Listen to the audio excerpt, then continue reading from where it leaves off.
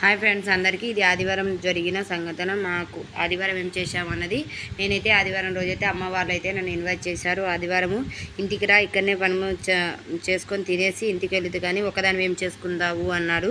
సరేలేనా, అది కాక చిన్న మౌనిటేజన్ అయింది కదా, నేను బిర్యానీ చేస్తానక్క, ఏమన్నా చేసుకొని తిందాం స్పెషల్ రాండి అక్క అని తమ్ముడు ఇన్వైట్ చేశారు.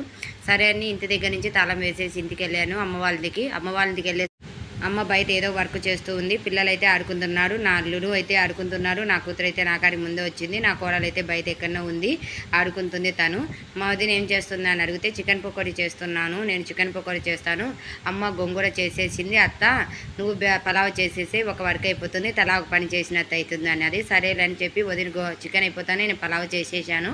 పలావ్ చేస్తానే అందరం కలిసి కూర్చొని ఇంకా తినేద్దాం. తమ్ముడు ఆటో తోలేదానికి వెళ్ళాడు కదా, తమ్ముడు వచ్చానే తిందామని చెప్పి అందరం కూర్చొని వెయిట్ చేశాము. తమ్ముడు వచ్చాడు. తమ్ముడు వస్తానే అందరం పెట్టేసుకొని, అందరూ 7 ప్లేట్లో పెట్టేసుకొని అందరం కూర్చొని ఫ్యామిలీ అందరం కూర్చొని భోజనం చేశాము.